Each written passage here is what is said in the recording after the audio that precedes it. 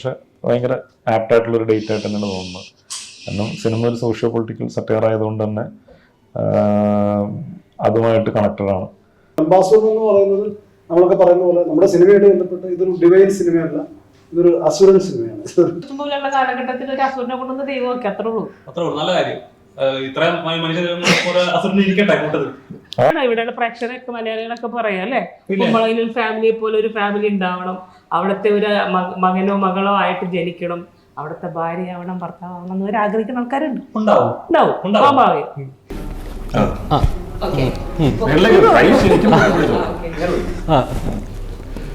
മേലോട്ട് നോക്കണോ?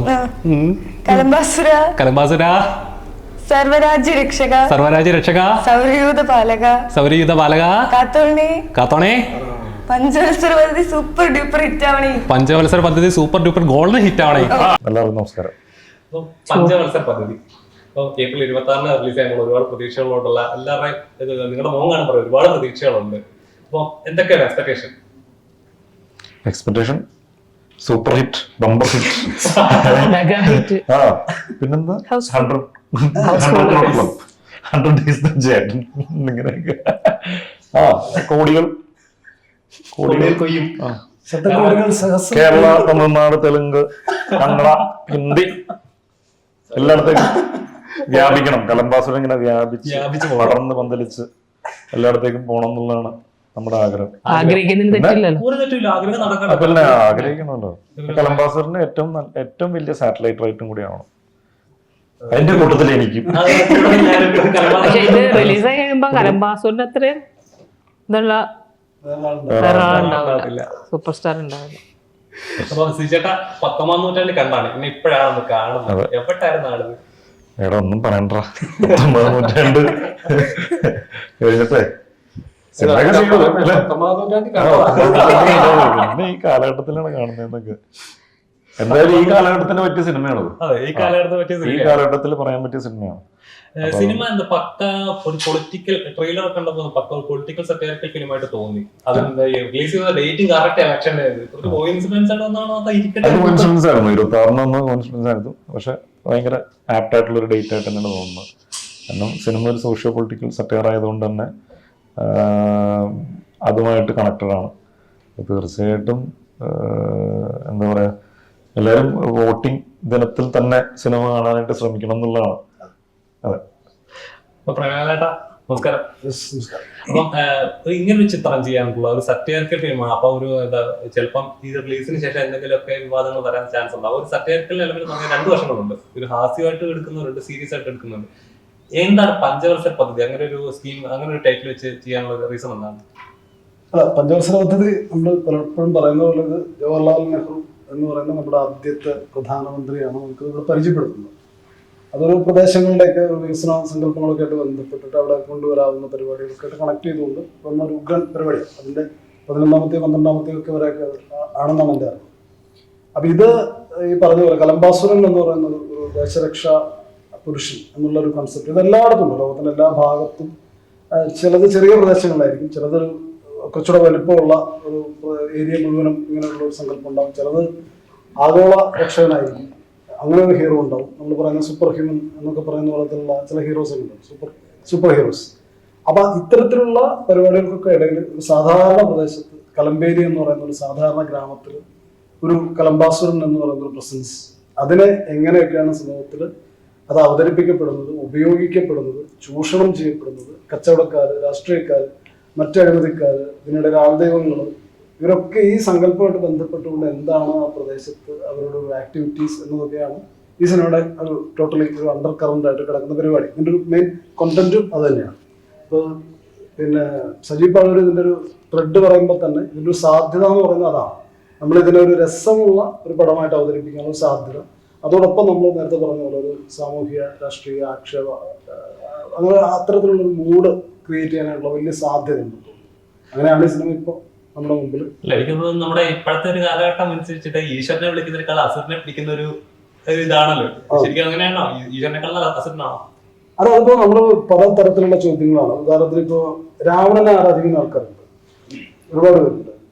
അപ്പോൾ അവർക്ക് അവരുടേതായ റീസൺസ് ഉണ്ടാവും. അപ്പൊ ലോകത്ത് നമ്മൾ ആരെ എങ്ങനെ കാണുന്നു, അല്ലെങ്കിൽ നമ്മളൊരു വരച്ചൊരു കള്ളിയിൽ തന്നെ നിർത്തണം എന്നൊക്കെ ഉള്ളത് ഓരോ മനുഷ്യന്റെ നിലപാടുകൾക്ക് അനുസരിച്ചിരിക്കും. അപ്പൊ അസുഖം എന്ന് പറഞ്ഞാൽ കറുത്ത് തന്നെ ഇരിക്കണമെന്ന് വിചാരിക്കുന്ന ഒരുപാട് ആൾക്കാരുണ്ട്. അങ്ങനെ തന്നെ വേണോ എന്നുള്ളൊരു സംശയമുണ്ട്. അപ്പൊ ഇതെല്ലാം മാറി ഇപ്പോ മഹാബലിയെ നമ്മളിപ്പോ പുതിയ കാലത്ത് മറ്റൊരു രൂപത്തിലൊക്കെ കാണുന്നുണ്ട്. പണ്ട് നമ്മൾ പല രൂപത്തിൽ കാണുന്നു. അപ്പൊ ഇത് എന്തായിരുന്നുള്ള അന്വേഷണം കൂടിയാവും. അപ്പൊ കലംബാസുരം എന്ന് പറയുന്നത് നമ്മളൊക്കെ പറയുന്ന പോലെ നമ്മുടെ സിനിമയായിട്ട് ബന്ധപ്പെട്ട് ഇതൊരു ഡിവൈൻ സിനിമയല്ല, ഇതൊരു അസുരൻ സിനിമയാണ്. കലംബാസുരം അപ്പൊ അങ്ങനെ എന്റെ ചെറിയ രീതിയിൽ പുള്ളിയുടെ ഒരു സപ്പോർട്ടുള്ള രീതിയിലുള്ള ഞാനൊരു കാര്യം ചോദിക്കട്ടെ, മനുഷ്യർക്ക് ദൈവമാകാമെങ്കിൽ പിന്നെ എന്തിനാ അസുരന് ദൈവമായിക്കൂടാ? പിന്നെ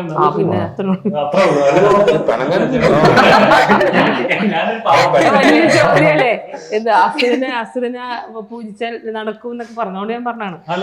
മനുഷ്യനെ ദൂരം വരെ ദൈവമായിട്ട് മനുഷ്യ ദൈവങ്ങൾ ഇഷ്ടംപോലെയുള്ള കാലഘട്ടത്തിൽ ഒരു അസുരനെ കൊണ്ടുവന്ന് ദൈവമൊക്കെ അത്രേ ഉള്ളൂ. നല്ല കാര്യം. ഇത്രയും മനുഷ്യരിക്കട്ടെ കൂട്ടത്. ഞാൻ വാ തുറക്കണില്ല കേട്ടോ. ഞാൻ വാ തുറന്നാ പറയാ ചളി പറഞ്ഞു ചേച്ചി പറയണോ? ചേച്ചി പറയുമ്പോഴേ നമുക്ക് കണ്ടിട്ട് കഴിയോ? നമ്മൾ പറയുമ്പോ അങ്ങനെയാണല്ലോ. ചേച്ചി ഇപ്പം മലയാളി പ്രേക്ഷകർ എപ്പോഴും ഏറ്റെടുത്ത ഒരു ഉപ്പുമുളകും എന്ന് പറഞ്ഞു കഴിഞ്ഞാൽ നിങ്ങളുടെ ഫാമിലിയെ പറയത്തുള്ളൂ. അത്രയും മലയാളിക്ക് എത്ര റിലേറ്റ് ചെയ്ത് ഇത്രയും നല്ല കുടുംബമാണ്, ഇത്ര അച്ചടക്കമുള്ള കുടുംബം ഇവിടെ കിട്ടും. അതെ, ഇത്ര നല്ല സൽസ്വഭാവികളെ മക്കളും ഭർത്താവുള്ള കുടുംബം ഇവിടെ കിട്ടും. ഇത്രയും നല്ല ഭാര്യയുള്ള ഒരു കുടുംബം ഇവിടെ കിട്ടും. അതേപോലെ അത്രയും പ്രേക്ഷകർക്ക് റിലേറ്റ് ചെയ്തത്. ഇപ്പൊ ചേച്ചി ചെയ്യുന്ന സിനിമയിൽ ചെയ്യുന്ന കഥാപാത്രങ്ങളായാലും ശരി, സ്ഥിരം അമ്മ റോളുകളൊക്കെ തന്നെയായിരിക്കും. പക്ഷെ എപ്പോഴുണ്ട് അവിടെ റിയാക്ഷൻ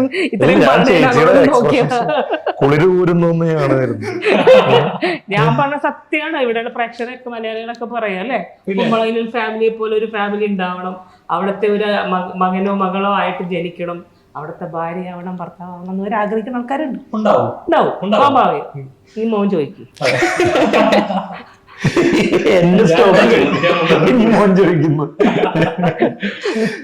അപ്പം അങ്ങനെ ഇപ്പൊ സ്ഥിരം അമ്മവശങ്ങളിലാണ് നമ്മൾ സിനിമയിൽ കാണുന്നെങ്കിലും എപ്പോഴും ഒരു ചെയ്യുന്ന കഥാപാത്രങ്ങൾ ഡിഫറെന്റ് ആവാൻ ശ്രമിക്കാറുണ്ട്.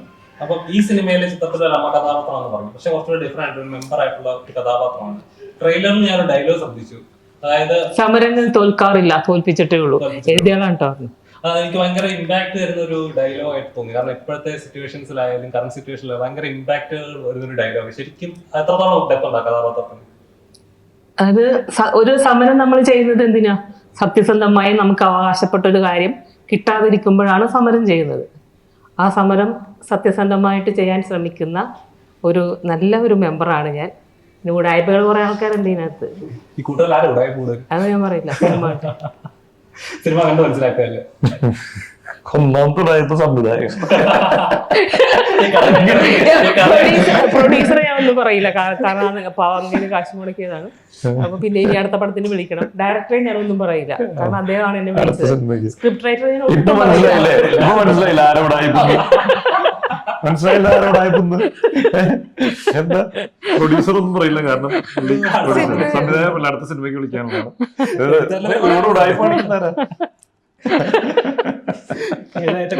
പാവമായിട്ട് അങ്ങനെയൊന്നും പറയാ. ഇത് പ്രൊഡ്യൂസർ മോളാട്ടോ, കുട്ടി ഞാൻ ഒന്നും പറയില്ല. നായികയായിട്ട് വരുന്ന ഫസ്റ്റ് ചിത്രമാണ് സീച്ചേട്ടൻ കൂടെ നായകനായിട്ട്. എങ്ങനെ ഉണ്ടായിരുന്നു സെറ്റിലൊക്കെ? എങ്ങനെ ഉണ്ടായിരുന്നു? സെറ്റ് ഭയങ്കര വൈബായിരുന്നു. ഇതുപോലെ തന്നെയായിരുന്നു. ഇതുപോലെയാണ് പിന്നെ ഇത് വേണം. വ്യത്യാസം ചൂടായിരുന്നു. മേളിന്നും താഴെന്നും കേരളം കൊണ്ടുപോയിട്ട് കേറാൻ പറ്റിയത് ഉടുപ്പ് ഡ്രസ് ചേഞ്ച് ചെയ്യുമ്പോൾ മാത്രമാണ്.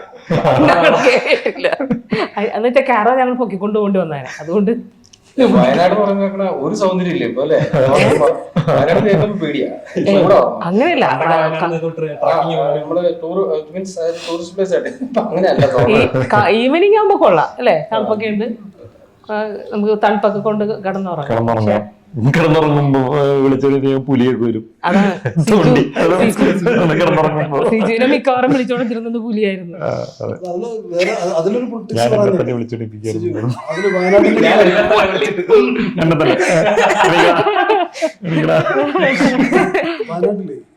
മനുഷ്യര് കാടായിരുന്നല്ലോ, അത് നമ്മള് വെട്ടി തെളിച്ചതാണ്. അതെ പിന്നെ അവരെവിടെ അവരെണ്ണം കൂടുമ്പോ അവർക്കും താമസിക്കുന്ന സ്ഥലം വേണ്ടേ, അപ്പൊ എവിടേക്ക് ഇറങ്ങിയെങ്കിലും വരണ്ടേ എന്നുള്ളതാണ് ചോദിച്ചത്. അതെ സൂക്ഷിച്ചു ആരാ കെട്ടി കളിച്ചത്?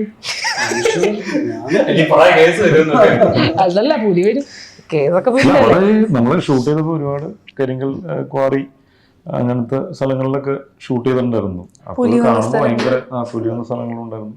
കരിങ്കൽ ക്വാറിയെ കാണുമ്പോ ഇപ്പൊ നിർത്തലാക്കിയല്ലേ, ക്വാറിയെ കാണുമ്പോ ഭയങ്കര ഭീകരമാണ്. അതുപോലെ ഇങ്ങനെ നമ്മള് ഷൂട്ട് ചെയ്ത സ്ഥലത്ത് അവിടെയാണെന്നുകൊണ്ട് നാട്ടിലെ ഏറ്റവും കൂടുതൽ ക്വാറികൾ അല്ലേ? അയ്യോ ശരിക്കും എന്തോ ഭയങ്കര ഈ കലംബാസന്റെ അനുഗ്രഹം ഇഷ്ടം പോലെ ഉണ്ടായിരുന്നു കേട്ടോ. ആർക്കും ദൈവത്തിന്റെ അനുഗ്രഹം കൊണ്ട് അല്ലേ ഒന്നും അത്രയും ഭയങ്കര ഡേഞ്ചർ മേഖലയിലായിരുന്നു. നമ്മൾ എന്തിനെ വിശ്വസിക്കുന്നു കാട്ടുതീ പോലെ പടർന്നിട്ട് കലമ്പന്റെ കാൽപാദത്തിന്റെ അവിടെ എത്തിയപ്പോ നിന്നുപോയി. അത് അണച്ചു കളഞ്ഞു എത്തിയെന്നുള്ളതാണ്. അത് സത്യം സീരിയസ് ആയിട്ട് പറഞ്ഞതാ. ശരിക്കും എങ്ങനെ കലമ്പനെ എങ്ങനെയാണ് ഈ പവർ ഉണ്ടാവാണ്ടിരിക്കണേ? ഇത്ര ആൾക്കാർ എത്ര ആൾക്കാരുണ്ടെന്ന് അറിയാമോ ആ സിനിമയില്? ഒത്തിരി ആൾക്കാരുണ്ട് ആർട്ടിസ്റ്റുകൾ. അപ്പൊ ഇവരെല്ലാരും രാവിലെ തൊട്ട് വൈകുന്നേരം വരെ കലംബാസുര അല്ലേ? അപ്പൊ ഇത് സ്ക്രിപ്റ്റ് റൈറ്റർ എഴുതുമ്പോ തുടങ്ങി കലംബാസുര എന്ന് പറഞ്ഞു. ഞങ്ങളടുത്ത് ഓരോരുത്തരും കഥ പറയുമ്പോ ഒക്കെ കലംബാസുര ഞങ്ങളിത് കഴിയുമ്പോ ഇദ്ദേഹം കഥ പറഞ്ഞിട്ട് പോയി കഴിയുമ്പോ ഈ പേര് പഠിക്കാൻ വേണ്ടി ഞങ്ങൾ കലംബാസുര എന്ന് പറഞ്ഞു.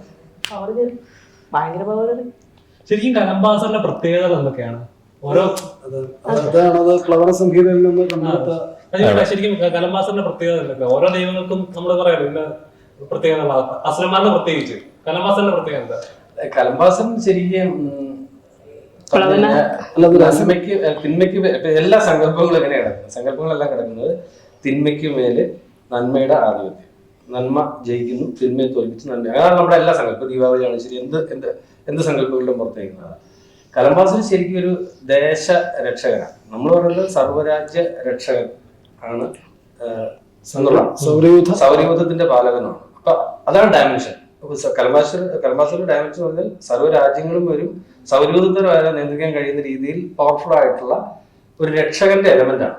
ഈ രക്ഷകൻ എന്ന് പറഞ്ഞൊരു മിത്താണ്, സ്വാഭാവികമായിട്ടൊരു മിത്താണ്. ഇത്ര എലമെന്റുകളെല്ലാം മിത്താണ്. അപ്പൊ കലംബാസൻ താമസിക്കുന്ന ഇപ്പൊ കലംബാസന് ജസ്റ്റ് ഒരു ഐഡിയ കിട്ടാൻ എന്താ പറയുക, ഇപ്പൊ കലംബാസൻ ഉണ്ടായിരുന്നത് ഉഗ്രസുന്ദരി എന്ന് പറഞ്ഞ ഒരു രാക്ഷസി ഉണ്ടായിരുന്ന ഒരു പ്രദേശം. ആ പ്രദേശത്ത് കൊച്ചു കുട്ടികളെ കൊണ്ടുപോയി കൊന്നു തിന്നും ഈ ഉഗ്രസുന്ദരി. അപ്പൊ ആ ഉഗ്രസുന്ദരിയുടെ ഉപദ്രവം സഹിക്കുക വയ്യാതെ ആ പ്രദേശം ഇങ്ങനെ നിൽക്കുന്ന സമയത്ത് അവർക്ക് കലംബാസനെ വിളിച്ച് ആഗ്രഹിക്കുന്ന അവരുടെ ഇതിൽ നിന്ന് രക്ഷിക്കണമെന്ന് ആവശ്യപ്പെടുന്ന സമയത്ത് പ്രത്യക്ഷപ്പെടുന്ന ഒരു അസുരനാണ് ഒരു കലംബാസുരൻ എന്ന് പറയുന്നത്. ആ കലംബാസുരൻ എന്ന് പറയുന്ന ഒരു മിത്തിന്റെ പുറത്ത് ജീവിക്കുന്ന ഒരു പ്രദേശമാണ് നമ്മുടെ കഥാപരിസരം. അപ്പൊ സ്വാഭാവികമായിട്ട് ഇങ്ങനെയാണ്. അപ്പൊ അവിടെ തിന്മയ്ക്ക് മേലെയുള്ള നന്മയുടെ ആധിപത്യം സ്ഥാപിച്ചെടുക്കുന്ന സൗരയൂഥത്തെ പാലിക്കുന്ന സൗരരാജ്യത്തെ രക്ഷിക്കുന്ന കലംബാസുരൻ. ശരിക്കും കലംബാസുരനെ പിടിച്ച കാര്യങ്ങൾ വരെ നടക്കും. ചിട്ടയായിട്ട് അതേ പറയാം, കൃത്യമായിട്ട് ഒരു ചിട്ടവട്ടമുണ്ട്. പ്ലവന സംഹിത എന്ന് പറഞ്ഞൊരു പ്ലവന സംഹിത എന്ന ഗ്രന്ഥത്തില് കലംബാസുരന്റെ പരാമർശം. കുറെ കാര്യങ്ങളുണ്ടല്ലോ, ഇപ്പൊ ഭയങ്കര ബുദ്ധിമുട്ടാണ്. ഇത്രയും ബുദ്ധിമുട്ടേണ്ട ആവശ്യമില്ല. 26-ാം തീയതി സിനിമ കണ്ടത് പ്ലവന സിനിമ ഇതൊന്നും വായിക്കണ്ട. ഇത് സിനിമ കണ്ടു കഴിഞ്ഞാൽ പ്ലവന സംഹിത. ഈ സൗരയൂഥത്തിന് നമുക്ക് അത്യാവശ്യം എന്തൊക്കെയാണ് നമുക്ക് ആവശ്യം? സൗരയൂഥത്തില് ഗ്രഹങ്ങളുണ്ടല്ലോ, അതിനകത്ത് ഈ ഗ്രഹങ്ങളില് നമുക്ക് ഏറ്റവും പ്രയോജനപ്പെട്ട 2 ഗ്രഹങ്ങളുടെ പേര് പറഞ്ഞു. ശുക്രൻ. ശുക്രൻ നാളെ രാവിലെ നിത്യേന ജീവിതത്തിൽ ആവശ്യമുള്ള ഗ്രഹങ്ങളുണ്ട് അല്ലേ? ചൊവ്വ, ബുധൻ. ചൊവ്വയുടെ വീട്ടിൽ കഴിഞ്ഞു. ബുധൻ, വ്യാഴം, വെള്ളി, ഇന്ന് ശനി, നാളെ ഞായറാഴ്ച. അപ്പൊ വേണ്ട, അത് കുട്ടിക്ക് അറിയില്ല, കുട്ടി വിഷയം വിട്ടേക്കാം. പക്ഷെ ഈ മന്ത്രത്തിന്റെ ആ ഒരു വേർഡില് ഇതിനകത്ത് എല്ലാ അർത്ഥം ഈ മന്ത്രങ്ങൾ പുള്ളി അത് ഉദ്ദേശിച്ചതാണെന്ന് എനിക്കറിയില്ല. പക്ഷെ ഈ മന്ത്രത്തില് ആ 2 വേർഡ് നമുക്ക് ഇത് ഇവിടുന്ന് ഇറങ്ങിയിട്ട് ആ മന്ത്രത്തില് ഇത് രണ്ടിന്റെയും അർത്ഥം കിടക്കുന്നുണ്ട്. ഈ മന്ത്രം ചൊല്ലിക്കഴിയുമ്പോൾ ആ നാടിന് കിട്ടുന്ന, നമുക്ക് ഈ സിനിമ കണ്ടു കഴിയുമ്പോൾ നമുക്ക് കിട്ടുന്ന ഒരു ഇത് അതിനകത്ത് കിടക്കുന്നുണ്ട്. പക്ഷെ അറിഞ്ഞു കഴിഞ്ഞാൽ എനിക്കറിയില്ല. സർവരാജ്യ രക്ഷക, സൗരയുദ്ധ പാലക, സൗരയുദ്ധത്തിലെ ആ പാലകന്റെ അതൊരു സംഭവമാണ് ഇതിനകത്ത്. പഠിച്ചു വരുമ്പോ തന്നെ പഠിക്കാനായിട്ട് കേട്ടോ. എടാ എനിക്കൊന്നും മനസ്സിലായില്ല, നീ വലിയ കാര്യം എനിക്ക് മനസ്സിലായില്ല. പിന്നെ കൊറേ നേരം കൊണ്ട് കുഴപ്പമില്ല, നീ അടുത്ത പരിപാടിയിലേക്ക് പ്രത്യേകിച്ച് എന്തൊക്കെ പറയുന്നു.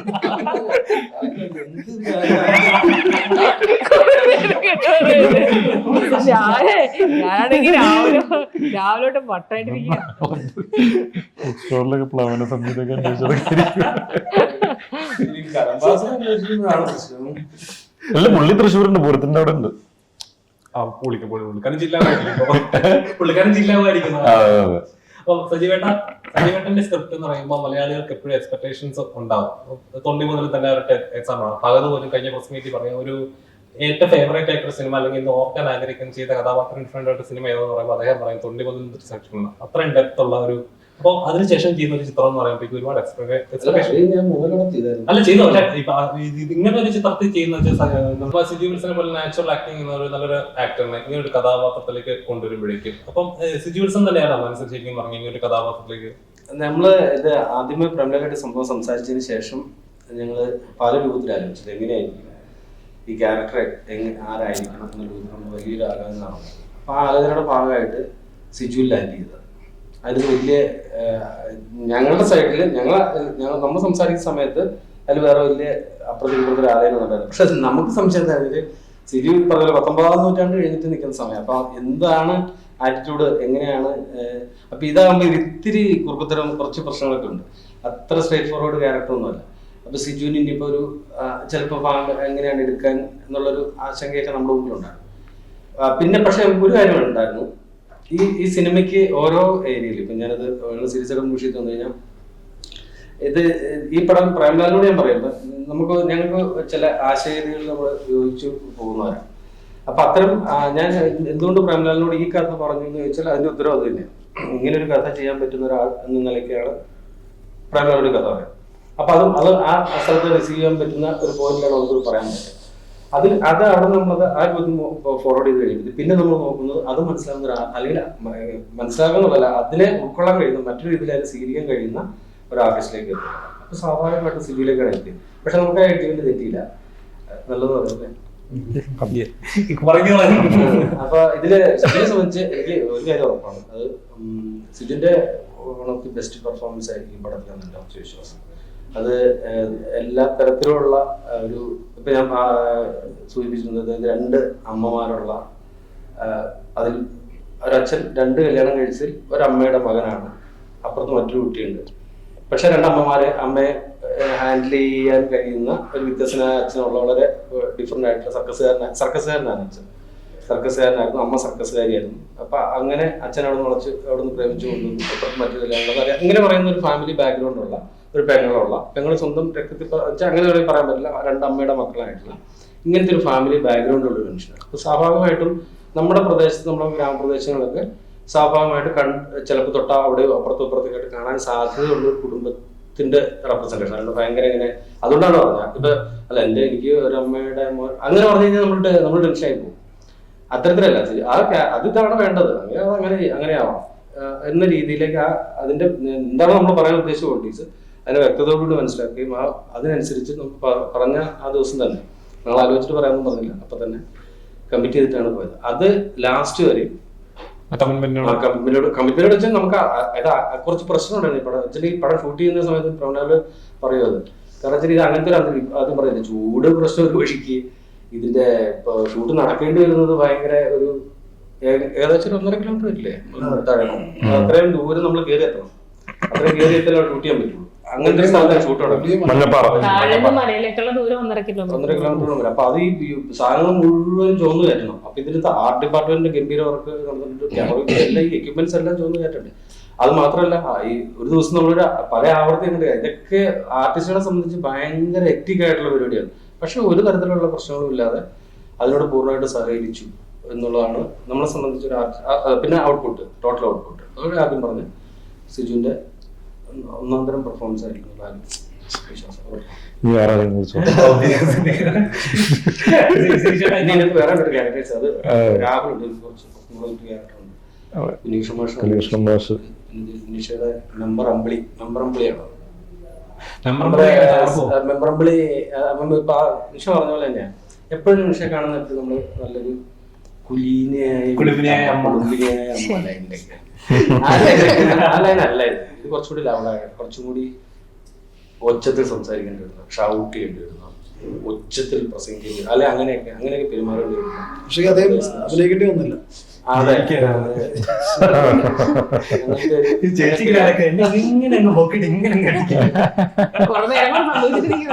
പിന്നെ ഇതെനിക്ക് ആ സിനിമയിൽ ഞാന് റെഡി ചെയ്ത് പറഞ്ഞ അന്നോട്ട് കേട്ടോണ്ടിരിക്കണ ഈ സൈഡിൽ നിന്ന്, ആ സൈഡിൽ നിന്ന് ഇപ്പോഴാണ് കേൾക്കണേ. എല്ലാം ഉള്ളിൽ വെച്ചോണ്ടായത് എന്നെ പിടിച്ചതെന്ന് ഇപ്പോഴാണ് എനിക്ക് മനസ്സിലായത്. എന്നാലും നിങ്ങൾ എന്നോട് എനിക്ക് അന്നല്ല അവരോട് ഒരു വിരോധമില്ല, കാരണം അത്രയും നല്ല കഥാപാത്രമാണ് താല്പര്യം. അത് മതിയല്ലോ ഒരു ആർട്ടിസ്റ്റിനെ സംബന്ധിച്ച് ഇത്ര നല്ല കഥാപാത്രം കിട്ടുന്നതാണ്. നിങ്ങൾ പറഞ്ഞ മക്കളെ പറഞ്ഞു ചേട്ടാ കുറച്ചും നമ്മുടെ ചേച്ചിയുടെ പറയുന്ന പോലെ ഇപ്പൊ 19ാം നൂറ്റാണ്ട് ഇറങ്ങി അത്ര ഹൈപ്പ് എനിക്ക് അത്ര ഹിറ്റ് അടിച്ചിരിക്കുന്ന ഒരു സമയത്ത് പല കഥകളും ഇനി അദ്ദേഹം ഈ കഥ കേൾക്കുവോ, എന്റെ കഥയെ കമ്മിറ്റ് ചെയ്യോ, അങ്ങനെയൊക്കെ പലരും ഇങ്ങനെ ഒന്നുണ്ടോ? അങ്ങനെ ഏതെങ്കിലും കഥകൾ അങ്ങനെ മിസ്സായി പോയിട്ടുണ്ടോ?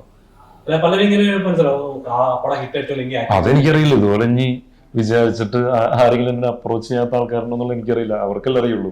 19ാം നൂറ്റാണ്ട് കഴിഞ്ഞിട്ട് ഇനി അയാൾ ചെയ്യുമെന്ന് വിചാരിച്ചിട്ട് എന്റെ അടുത്തേക്ക് വരാത്ത ആൾക്കാരുണ്ടെങ്കിൽ ജാഡിയായി പോയി കാണും പുള്ളിക്കാരൻ 19ാം നൂറ്റാണ്ട് ഹിറ്റ് അടിച്ച് വലിയ ഹീറോ ആയില്ലേ, അങ്ങനെ തോന്നിച്ച് അങ്ങനെ ആരെങ്കിലും പറയുമല്ലോ. അറിയാത്തവര് ചിലപ്പോ പറയുന്നുണ്ടായിരിക്കും, അറിയാവുന്നവർക്ക് അറിയാം ഞാൻ എങ്ങനെയെന്നുള്ളത്. അതുകൊണ്ട്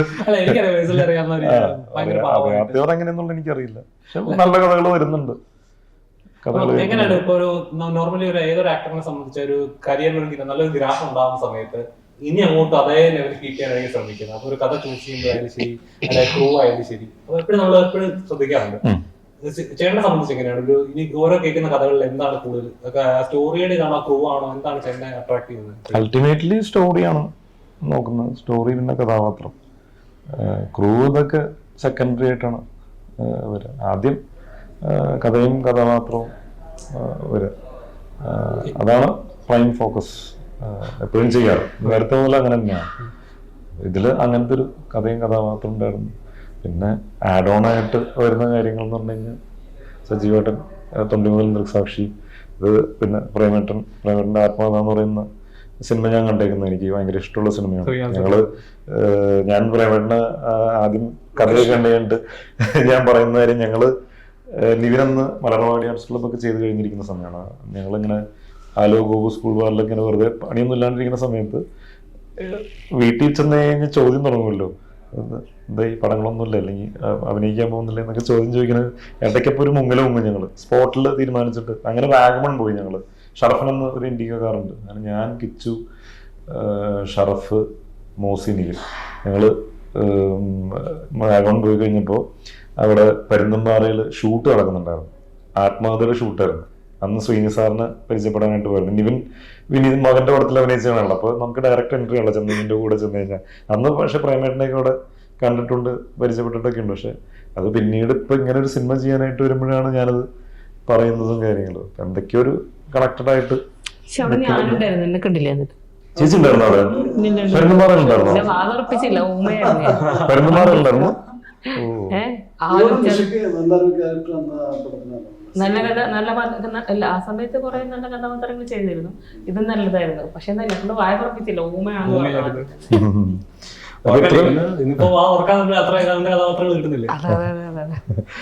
അത്തരം കാര്യങ്ങളാണ് ശ്രദ്ധിക്കുക. അപ്പൊ ആഡ് ഓൺ ആയിട്ട് വരുന്നതാണ് ഇങ്ങനെ ഓൾറെഡി എക്സ്പീരിയൻസ് ഉള്ള റൈറ്റേഴ്സും അതുപോലെ തന്നെ ഡയറക്ടേഴ്സ് ഇവരൊക്കെ വരുമ്പോൾ കൂടുതൽ ആഡ് ഓൺ ആണ്. അതിൻ്റെ ഒപ്പം തന്നെ നമ്മൾ കഥ കേൾക്കുന്ന സമയത്ത് അറിയാൻ പറ്റും ഇവരെത്രത്തോളം ഇൻവോൾവ് ആണ്. നമുക്ക് കഥ കേൾക്കുമ്പോൾ എനിക്ക് വിഷ്വലിൽ നല്ല ക്ലാരിറ്റിയോടെ കിട്ടും. ചില സമയത്ത് നമുക്ക് കൺഫ്യൂഷൻ വരും. ഇതിൽ യാതൊരു പ്രശ്നം ഉണ്ടായിരുന്നില്ല. കറക്റ്റ് എങ്ങനെയാണോ സിനിമ തുടങ്ങുന്നത് അവസാനിക്കുന്നത് എന്നുള്ളൊരു വ്യക്തമായിട്ടുള്ളൊരു ധാരണ എനിക്ക് കിട്ടിയായിരുന്നു. അതുകൊണ്ട് തന്നെയാണ് ഞാൻ അപ്പൊ തന്നെ ഓക്കെ റെഡിയാണ്. ശേഷമാണ് സുജിനെ കണ്ടത്. അതൊരു വെയിറ്റ് ചെയ്തിരുന്നു നമ്മള് ഒരു വ്യക്തമായിട്ട്. ഇടയ്ക്ക് ഇത് പല രൂപത്തിലുണ്ട് ഈ പടം. 2-3 രൂപത്തിൽ ആലോചിക്കാം. പ്രമുഖ ഞാനായിട്ട് ആദ്യം ആലോചിച്ച പടം ഇതല്ല. അതൊരു വേറെ കുറച്ചും കൂടി നല്ല ഹൈലി പൊളിറ്റിക്കൽ ആയിട്ടുള്ള കേരളത്തിന്റെ ജാതിയും ഒക്കെ വളരെ സീരിയസ് ആയിട്ട് പരിപാടിയാണ്. അപ്പൊ അത് ആലോചിച്ച് വന്ന സമയത്ത് പിന്നെ ഞാൻ തന്നെ എനിക്ക് പറഞ്ഞത് അതല്ല, കുറച്ചും കൂടി ലൈറ്ററായിട്ട് വേറൊരു പരിപാടിയിലേക്ക് ആലോചിക്കാം എന്ന് പറഞ്ഞിട്ട് കുറച്ചുകൂടി വൈഡ് സ്പ്രെഡ് ആയിട്ട് കുറെ കൂടി ആൾക്കാരിലേക്ക് എത്തിക്കാൻ പറ്റുന്ന ഒരു പരിപാടി എന്ന നിലയ്ക്കാണ് ഇതിലേക്ക് എത്തിയത്. അപ്പൊ അന്ന് നമ്മൾ പോകുന്ന സമയത്ത് വ്യക്തമായിട്ടൊരു അതായത് ഇത് ഇങ്ങനെ ആയാലേ ഇത് പറ്റുള്ളൂ, ഇന്ന രീതിക്കാണെങ്കിൽ മാത്രമേ പടം ചെയ്യാൻ പറ്റുള്ളൂ എന്നൊരു സാഹചര്യം ഉണ്ടായിരുന്നു. അങ്ങനെ ഒരു സാഹചര്യമായിട്ടാണ് പോകുന്നത്. അപ്പൊ അതുകൊണ്ട് ഇതിന്റെ ഡ്രാഫ്റ്റ് സഹിതം നമ്മുടെ കയ്യിലുണ്ട്, ഇല്ലെങ്കിൽ ചെയ്യാതെ മാറ്റി വയ്ക്കാം എന്ന് അത്രയും ഒരു ഉറച്ച ചിന്ത ആ കാര്യത്തിലുണ്ടായിരുന്നു. അപ്പൊ സിജുവിന്റെ അടുത്ത് ചെല്ലുമ്പോൾ നമ്മളെ സംബന്ധിച്ചൊരു 70% അത് തന്നെയായിരുന്നു നമ്മുടെ ഓപ്ഷൻ. അപ്പൊ എന്തായാലും ഒരു എന്താ പറയുക, ഒരു ഏതൊരു കഥ സമർപ്പിക്കുന്ന ഒരാളെ അപ്രോച്ച് വേണ്ടി സ്ക്രിപ്റ്റ് ആക്കിയല്ലോ ബേസ് എന്ന് പറയുന്നത്. അത് അതിലൊരു 100% ഉറപ്പുണ്ടെങ്കിൽ തന്നെ കുറച്ചുകൂടി ചേട്ടൻ പറഞ്ഞ ഒരു വിഷ്വൽ ചെയ്യാൻ പറ്റുവാണെങ്കിൽ തന്നെ പകുതി ഏതാണ്ട് 50% അവിടെ. അതെ അതെ, പലപ്പോഴും ഇപ്പൊ നമ്മുടെ അടുത്ത് ഒരുപാട് പേര് കഥ പറയാനായിട്ട് വരുന്നുണ്ട്. ചിലരൊരു 1 ലൈനർ മാത്രമായിട്ടായിരിക്കും വരുന്നത്, ചിലർ ഫുൾ ഡീറ്റെയിൽ ആയിട്ട് പറയണം എന്ന് പറയും, വ്യക്തമായിട്ട് പറയും. അപ്പൊ നമ്മൾ ആ ഇതിൽ തന്നെ ഭയങ്കര ഇംപ്രസ്ഡ് ആവും. കാര്യം ഇവരുടെ മനസ്സിലതുണ്ട്. ചിലർ ഇതുപോലെ സ്ക്രിപ്റ്റ് പോലും നോക്കാതെ വ്യക്തമായിട്ട് അത് പറയും. അത്രയും അതിന് പുറകിലെ ഒരു വർക്കൗട്ട് ചെയ്യുന്നുള്ളതാണ് നമുക്ക് മനസ്സിലാവുന്നത്. വ്യത്യസ്തമായിട്ടാണ് വരുന്നത്. ചേട്ടാ കുറച്ച് സിനിമ എന്ന് പറയുന്നത് ഒരു മായാ ലോകം പോലെ എല്ലാവരും പറയാറുള്ളത്. അപ്പൊ ശരിക്കും പറഞ്ഞാൽ ഈ സിനിമയിലോട്ട് കയറുന്നത് ഈ ജോലി ഉപേക്ഷിച്ചിട്ട് വരുന്ന ഒരു ചേട്ടൻ കുറെ ജോലി ഉണ്ടായിരുന്നു, അത് കളഞ്ഞിട്ടാണ് സിനിമയിലേക്ക് ഇറങ്ങിയത്. അപ്പൊ അതേപോലെ സിനിമ ആഗ്രഹിച്ചിറങ്ങുന്ന കുറെ പേരുണ്ട്. പക്ഷെ സിനിമ എന്ന് പറഞ്ഞാൽ ഒറ്റയടിക്ക് ഇന്ന് കയറി നാളെ സ്റ്റാർ ആകുക എന്നുള്ളതല്ല, നല്ല കഷ്ടപ്പാടുണ്ടാവും, നല്ല സ്ട്രഗിൾ ചെയ്യേണ്ടി വരും. അപ്പൊ ചില ഏതെങ്കിലും പോയിന്റില് ഇറങ്ങിയത് നഷ്ടമായി പോയി അങ്ങനെ പോകുന്ന ബാക്കൗട്ട് ചെയ്യുന്ന നിറയെ പേരുണ്ട്. അതിൽ തന്നെ നിൽക്കുന്നവർ വളരെ കുറച്ചാണ്. ശരിക്കും എപ്പോഴെങ്കിലും അങ്ങനെ ഒരു പോയിന്റ് തോന്നിയിട്ടുണ്ടായിരുന്നു ലൈഫില്? ഇല്ല, അങ്ങനെ ബാക്കൗട്ട് ചെയ്യാനായിട്ടുള്ള ഇത് തോന്നിയില്ല. കാരണം വേറെ ഓപ്ഷൻ ഇല്ല എനിക്ക്. ഒന്നാലും പോലെ എത്തിയിട്ടേ കാര്യമുള്ളൂ എന്നുള്ളൊരു പരിപാടി തന്നെയായിരുന്നു. ആ വാശിയും കാര്യങ്ങളൊക്കെ ഉണ്ടായിരുന്നു. പിന്നെ വേറെ ഒന്നും ചെയ്യാൻ അറിയില്ല. നമ്മുടെ നാട്ടുകാരുടെ സ്വഭാവമാണല്ലോ സിനിമ എന്ന് പറയുമ്പോ തന്നെ സിനിമയാണ് ഇത് ആ വിഷയം. അതൊക്കെ ഒരുപാട് ഫേസ് ചെയ്തിട്ടുണ്ട്, ഒരുപാട് കാര്യങ്ങള് എല്ലാവർക്കും ഫേസ് ചെയ്തിട്ടുണ്ട്. മാത്രമല്ല കേട്ടോ, നമ്മളിപ്പോ നമ്മളൊരു കോളേജ് കഴിഞ്ഞ് ഇറങ്ങി റോഡിൽ ഇറങ്ങി കഴിഞ്ഞ ഉടനെ എന്താ മോനെ ജോലിയൊന്നും ആയില്ലേ അത് വരും. അപ്പൊ അടുത്ത പിന്നെ എന്താ കല്യാണം ആയില്ലേ, കല്യാണം കഴിഞ്ഞ അടുത്ത വെച്ചോട്ട് എന്താ കൊച്ചൊന്നും ആയില്ലേ, ചോദ്യങ്ങൾക്ക് അങ്ങനെ പഞ്ഞൊന്നും ഉണ്ടാവില്ല. ശരിക്കും പറയാതെ ഞാനും സ്ഥിരം കേൾക്കുന്ന ഒരു സാധനമാണ്. കോളേജ് കഴിയുമ്പോൾ ജോലിയൊക്കെ ഇല്ലേ, ഞാൻ മീഡിയ നടക്കുന്നത്. മീഡിയയിലാണോ? ഏത് മീഡിയ? യൂട്യൂബിലൊക്കെ. യൂട്യൂബാണോ? വളരെ 100 പാട്ട് കട്ടിട്ട് കേട്ടോ 0 പാട്ട് അറിയാണ്ട് അവന്റെ ആത്മസംഘർഷം പുറത്തു വന്നു. അല്ല പ്രത്യേകിച്ച് സിനിമ എന്ന് പറയുമ്പോ തന്നെ എങ്ങനെയാണ് സ്ട്രഗിൾ ചെയ്യുന്ന നിറയെ പേര്. പണ്ടത്തെ പോലെ ഒന്നുമില്ല. ഇപ്പൊ സിനിമയിലൊക്കെ വരാൻ വലിയ പാടൊന്നുമില്ല. ഒരു മൊബൈൽ നമ്മുടെ കയ്യിലുണ്ടെങ്കിൽ റീൽസ് ഇട്ടാ കുറച്ച് കഴിയുമ്പോൾ അത് ഹിറ്റാണ്, ഏതെങ്കിലും സിനിമയിൽ വരും. പണ്ടൊക്കെ നമ്മളൊക്കെ വന്ന സമയത്തൊക്കെയാണ് പാട്. എല്ലാവരും ഫോണില് കോണ്ടന്റുകൾ ഉണ്ടായിക്കൊണ്ടിരിക്കുകയല്ലേ, വീട്ടിലിരുന്ന് തന്നെ കോണ്ടന്റുകൾ. അതിലൂടെ സിനിമകൾ വന്ന് എത്ര പേരുണ്ട്. പിന്നെ ഈ അടുത്ത് തന്നെ വന്ന സിനിമകളിലൊക്കെ തന്നെ എത്ര പേര് അങ്ങനെ സിനിമയിലേക്ക് വരുന്നു. മൊബൈലിൽ ഷൂട്ട് ചെയ്യുന്നു, എഡിറ്റ് ചെയ്യുന്നു, സൗണ്ടിനെ കുറിച്ച് ധാരണയുണ്ട്. അതുകൊണ്ട് തന്നെ ഈ ഓഡിയൻസിന് മുമ്പിലേക്ക് ചെല്ലുമ്പോൾ നമ്മുടെ ഏറ്റവും ടെൻഷനും ടെക്നിക്കലി എക്സ്പെർട്ടൈസ് ചെയ്യപ്പെട്ടവരാണ് സ്ക്രീനിന്റെ ഫ്രണ്ടിലുള്ളത്. അത് നല്ല ചലഞ്ചാണ്. അപ്പൊ അതുകൊണ്ട് തന്നെ ഇതിനെ ഈ പടത്തെ സംബന്ധിച്ച് കഴിഞ്ഞാൽ ഇതിന്റെ വിഷ്വല് വേറൊരു തരത്തിൽ കുറച്ചുകൂടി ഒരു പാൻഡമിക് ആയിട്ടുള്ള വയർ ക്യാൻവാസിലുള്ള വിഷ്വൽസ് ആണ്. സൗണ്ടിങ് ആണെങ്കിലും അതുപോലെ വരുന്ന ഒരു പടമാണ്. അങ്ങനെ ഒരു തിയേറ്ററിക്കൽ എക്സ്പീരിയൻസ് ചെയ്യണം എന്നുള്ള ഉത്തമ വിശ്വാസത്തിനും ഉറപ്പിലും പ്രമേല ആ കാര്യത്തിൽ വളരെ അത് ഞാനിത് എങ്ങനെ വരിക നോക്കിയിട്ട് OTT ആ സമയത്ത് OTT ഞങ്ങൾ തുടങ്ങുന്ന സമയത്ത് ഉണ്ട് OTT ഒക്കെ അത്യാവശ്യം ശക്തമാണ് അല്ലേ. അന്ന് തിയേറ്ററിൽ എത്തിക്കേണ്ട പടമാണെന്നുള്ള രീതിയിലൊരു നിലപാടായിരുന്നു പ്രമേലിനോട്. അപ്പൊ അത് ഈ കാരണങ്ങൾ കൊണ്ടാണ് എനിക്കത് 2024 എന്ന് പറഞ്ഞ മലയാള സിനിമയുടെ സുവർണ്ണകാലം എന്ന് തന്നെ പറയാം. തൊടുന്നതെല്ലാം പൊന്നായിക്കൊണ്ടിരിക്കുകയാണ്. 100-150 കോടി 200 കോടി മറ്റ് സംസ്ഥാനങ്ങൾക്ക് റെഫർ ചെയ്യപ്പെടുന്നു. അപ്പം എനിക്ക് തോന്നുന്നു ഈ സിനിമയും അതേപോലെ തൊടുന്നതെല്ലാം അങ്ങനെ പറയാൻ പറ്റില്ലല്ലോ. കാരണം അതിനകത്ത് പരിപാടി ഉള്ളതുകൊണ്ടാണ്. വെറുതെ പോയി തൊട്ടിട്ടല്ല, വൃത്തിയായിട്ടെന്നെ ചെയ്ത് വെച്ചേക്കുന്നതുകൊണ്ടാണ് എല്ലാം ഹിറ്റാവുന്നത്. എല്ലാവരുടെയും കഷ്ടപ്പാടും. അതെ അതെ. അതുപോലെ സിനിമ പലപ്പോഴും പറയുന്നത് സിനിമ എന്ന് പറയുന്നത് സ്റ്റാറുകളെ നോക്കുന്നില്ല, ഡയറക്ടറെ നോക്കുന്നില്ല, ഒന്നുമില്ല. സ്ക്രിപ്റ്റ് ആണ് അവര് ആ ഒരു കാലഘട്ടത്തിലേക്ക് വന്നു. കേട്ടോ ഒരു പ്രശ്നമല്ല, കൃത്യമായിട്ട് പോകുന്നല്ലോ. എല്ലാത്തിനും ഉത്തരവാദി സ്ക്രിപ്റ്റ് റൈറ്റർ ആണ്. സൂപ്പർ സ്റ്റാറുകൾ വേണമെന്നില്ല അല്ലേ, വലിയ സൂപ്പർ ഡയറക്ടർ വേണമെന്നില്ല, വലിയ പ്രൊഡ്യൂസർ വേണമെന്നില്ല. ഒരു നല്ല ചെറിയ പടമാണെങ്കിലും ആ പടം ജനങ്ങൾക്ക് ഇഷ്ടപ്പെട്ട് അത് ഹിറ്റാണ്. പണ്ടങ്ങനെ അല്ലല്ലോ. പണ്ടപ്പോഴ സിനിമ വിജയിക്കുവാണെങ്കിൽ അതിനകത്ത് അഭിനയിച്ച നായകൻ മെയിനായിട്ട് ലീഡ് സ്ക്രീനിലാണ് അവരായിരിക്കും പറയുന്നത്. ഫ്ലോപ്പായ ഡയറക്ടർ സ്ക്രിപ്റ്റും കഥ ഇത് രണ്ടുമാണ് പറയാം. അവർ രണ്ടും രക്ഷപ്പെട്ടല്ലോ. ഈ സിനിമയിൽ എന്തായാലും എല്ലാവരും ഒരേപോലെ തന്നെ വിജയിക്കുമെന്ന് ഞാൻ പ്രതീക്ഷിക്കുന്നു. എല്ലാം കലംബാസറിന്റെ എല്ലാം കലംബാസറിന്റെ കയ്യിലാണ്. കയ്യിലാണ്. കലംബാസറിന്റെ പ്രേക്ഷകരുടെ അതെ. ഇപ്പൊ സിനിമ കൊള്ളില്ലെങ്കിൽ ഡയറക്ടറേയും പറയില്ല, നടനെയും പറയില്ല. സിനിമ കൊള്ളില്ല. നിങ്ങൾ എല്ലാരും രക്ഷപ്പെട്ടില്ല, ഞാൻ സേഫ് ആക്കി.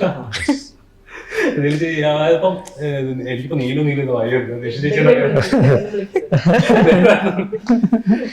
കാലൊക്കെ തൊട്ടത് അവിടെ വീട്ടിൽ വന്ന് കാലൊക്കെ തൊട്ടത് അനുഗ്രഹം വാങ്ങിച്ചിട്ട് ഞാൻ ഒറ്റ കാര്യം പറഞ്ഞോളൂ. തൊട്ട് തൊടുന്നതിലും ഒന്നും കാര്യമില്ല. തിരിച്ചു വരുമ്പോ ആ വീടൊക്കെ അത്ര 50 ലക്ഷം 50 ലക്ഷം മേടിച്ചിട്ട് വേണം റാപ്പ് കൊടുത്തേക്കുന്നു. തിരിച്ചു വരുമ്പോ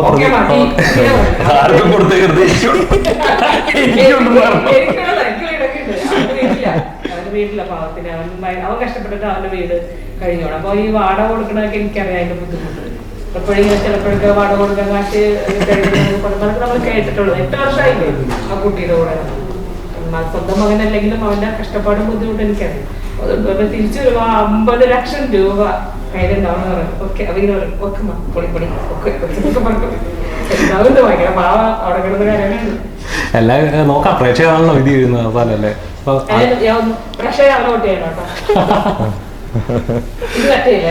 ഇല്ല കട്ട് ചെയ്തില്ല. അപ്പം ഒരുപാട് പ്രതീക്ഷകളോട് തന്നെ എനിക്കത് ഏപ്രിൽ 26 ഇലക്ഷൻ കൂടിയാണ്. ഇലക്ഷൻ ഡേയും കൂടിയാണ്. അപ്പം പ്രേക്ഷകർ നല്ലൊരു ദിവസമില്ല ഇല്ല സിനിമ ഇറങ്ങാനായിട്ട്. കേരളത്തിന്റെ വിധി എഴുതുന്നതും സിനിമയുടെ വിധി എഴുതുന്നതും ഒരേ ദിവസം. ഒരേ ദിവസം തന്നെ ഉണ്ട്. 2 ദിവസം എല്ലാരും കൂടി കണ്ടിട്ടൊക്കെ വിധി എഴുതിയത്. ഒറ്റ ദിവസം കൊണ്ട് വിധി എഴുതാൻ ഞങ്ങൾ സമ്മതിക്കില്ല. കുറച്ച് താമസം എടുത്താലും കുഴപ്പമില്ല. ഇല്ല, കാരണം വോട്ടിംഗ് ഒക്കെ കഴിഞ്ഞിട്ടാണല്ലോ എല്ലാവർക്കും തിയേറ്ററിലേക്ക് പോകാൻ. ഇപ്പൊ ഫസ്റ്റ് ഷോ ഒക്കെ എന്താണെന്നുള്ളത് അറിയില്ല. അപ്പൊ നോക്കാം. കൃഷ്ണേന്ദു എന്തൊക്കെ എക്സ്പെക്ടേഷൻ ഉള്ളത്? ഞാൻ ഒരാൾ സൈലന്റ്, ഞാൻ അങ്ങോട്ട് വരുന്നില്ല, എന്നോടും ചോദിക്കാത്ത അങ്ങനെയാണോ? അല്ല, ഭയങ്കര എക്സ്പെക്ടേഷൻ ഉണ്ട്. ഒരു സ്ട്രോങ് ആയിട്ടുള്ളൊരു സബ്ജക്റ്റ് പറയുന്ന ഒരു സിനിമയാണ്. എല്ലാവരും കണ്ട് സപ്പോർട്ട് ചെയ്യുക, വിജയിപ്പിക്കുക. പഠിച്ചു മോനെ. എത്ര ഇന്റർവ്യൂ ഇത്രയും പേരെടുത്ത് ചോദിക്കേണ്ട മൊത്തം ചോദിച്ചു. അപ്പൊ എല്ലാം അല്ല, ഇതിപ്പോ എന്താ പ്രശ്നം എന്ന് വെച്ചാൽ ഈ ഇന്റർവ്യൂ കൂടി കഴിഞ്ഞാൽ കഴിഞ്ഞു. പ്രൊമോഷൻസ് ഇന്റർവ്യൂ പരിപാടിയൊക്കെ കഴിഞ്ഞു. ഇപ്പൊ അടുത്ത പടത്തിന് വേണ്ടി ചെയ്യാനായിട്ട് അവിടെ പോയിട്ട് ഇത് തന്നെ പറഞ്ഞു കഴിഞ്ഞാൽ പണിയാണ്. പിന്നെ സജീവ് പാടൂരുണ്ടായിരുന്നു. പുള്ളി കഥ മൊത്തോടിക്കുന്നു പറഞ്ഞപ്പോൾ അങ്ങനെയൊക്കെ ഇരുന്നില്ലേ കഥ. ഇതാണ് കഥ.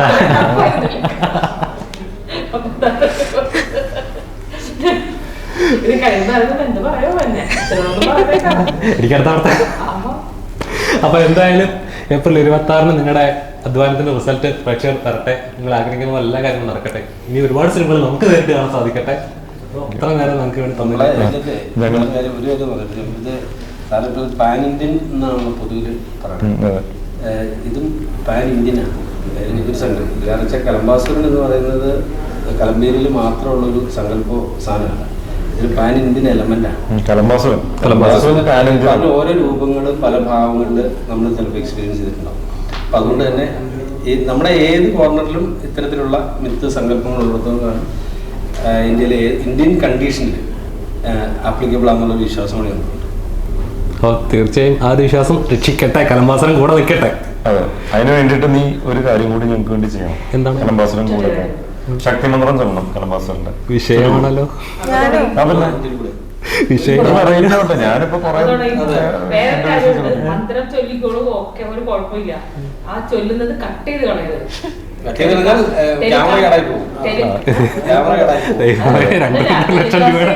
ഉണ്ടാവണം, യൂട്യൂബിൽ ഉണ്ടാവണം. എന്താണ് കടുകട്ടിയാണോ? കുടിക്കാറുണ്ടോ? വല്ലപ്പോഴും അങ്ങനെയാണെങ്കിൽ ഇച്ചിരി കടുകട്ടിയാണ്.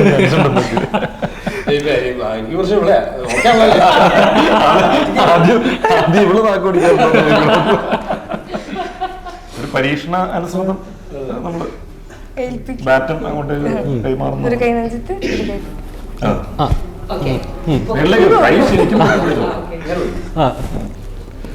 മേലോട്ട് നോക്കണം.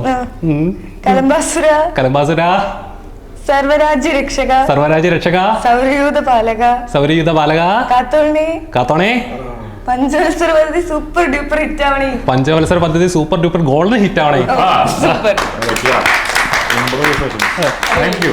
കൂടാതെ അടുത്ത പടത്തിൽ ഇവരെ എനിക്ക് എന്ന് വിളിക്കാൻ ഒരു അവസരം കൂടെ തരണേ. ഇല്ലെങ്കിൽ അവർക്ക് തരില്ല. അതെ, ഇതെന്തായാലും കേട്ടോ ഗൈസ്. പടം സൂപ്പർ ഹിറ്റ് ആവട്ടെ. 100ാം ദിവസം ഒന്ന് കാണാൻ സാധിക്കട്ടെ. എനിക്ക് 100 ദിവസം ഒന്നും ഇപ്പൊ ഇല്ലല്ലോ. 100 ദിവസത്തെ പരിപാടി ഒന്നുമില്ല. 100 കോടി 100 ദിവസം മാറി 100 കോടി 100 കോടി 100 കോടി കടന്ന് 200 കോടി വരെ അടിച്ച് അതെ കഴിഞ്ഞ അല്ലേ ഞങ്ങളൊക്കെ 200 കോടി വരെ എത്തി. അതൊക്കെയാണ് ഇപ്പൊ അങ്ങനെ എത്തിയത്. സിജി വിൽസൺ എന്നൊരു ആക്ടർ വേറെ പാനിന്റെ ലെവലിലോട്ട് എത്തിയിട്ടൊക്കെ വേണം എനിക്ക് പറയാം ഇതെന്റെ ചേട്ടനാണ് എന്നൊക്കെ.